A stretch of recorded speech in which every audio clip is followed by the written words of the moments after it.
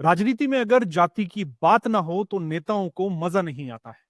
और ये मजा अब इस हद तक चल गया है कि जिसमें सरकार के फैसलों को भी जाति के रंग में रंग दिया जाता है। सालों से चली आ रही जाति की राजनीति आज भी नेताओं के लिए राजनीति करने का सबसे बड़ा हथियार है। और यह कांग्रेस पार्टी के लिए तो एक प्रकार से ब्रह्मास्त्र है। ऐसा हम नहीं कहते, कांग्रेस के अधिकांश नेताओं के बयान और उनके भाषणों में ऐसा दिखता है। अब इसका असर राजस्थान कांग्रेस के प्रदेशाध्यक्ष गोविंद सिंह डोटासरा पर भी हुआ है। अपने आदर्श नेता राहुल गांधी के नक्शे कदम पर चलते हुए जाति वाले ब्रह्मास्त्र से भजनलाल शर्मा पर वे लगातार हमला कर रहे हैं। वह बीजेपी पर एससी एसटी ओबीसी एमबीसी और माइनॉरिटी कैटेगरी की अनदेखी का आरोप लगा रहे हैं।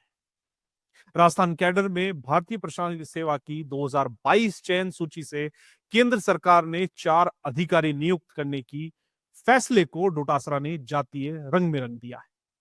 डॉक्टर नीतीश शर्मा, अमिता शर्मा, नरेंद्र कुमार मंघानी और नरेश कुमार गोयल सामान्य वर्ग के होने पर डोटासरा ने इस चयन प्रक्रिया पर सवाल खड़े कर दिए।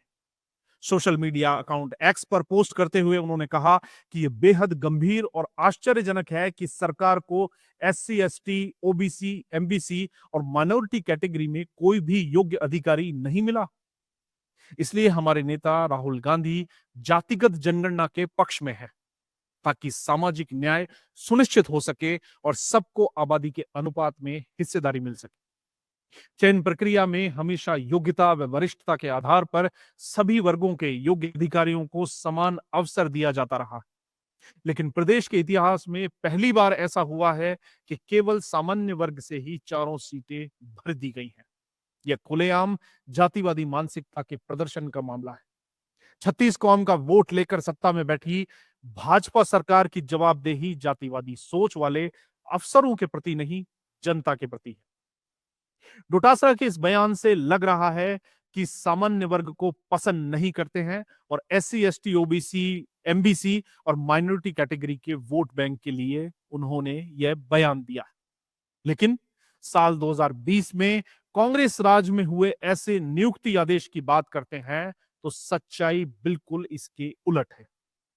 कांग्रेस राज में लगभग 65 से ज्यादा अन्य सेवाओं से चयनित अधिकारियों को प्रोबेशन पर आईएएस में शामिल किया गया था।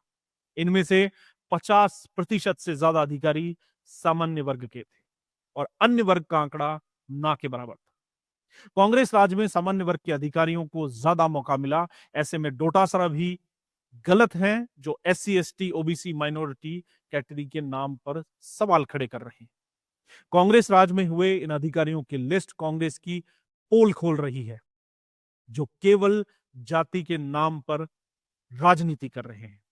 कांग्रेस में हमेशा जातिगत समीकरणों के आधार पर राजनीतिक निर्णयों और प्रशासनिक नियुक्तियों को लेकर चर्चा रही है। लेकिन इसके बाद भी डोटासरा आईएएस जैसी प्रतिष्ठित सेवा पर जाति का आरोप लगाकर राजनीति कर रहे हैं। डोटासरा पंचायत चुनावों और राजनीतिक अभियानों में इस मुद्दे को वोट बैंक बढ़ाने के लिए जोर शोर से उठाएंगे।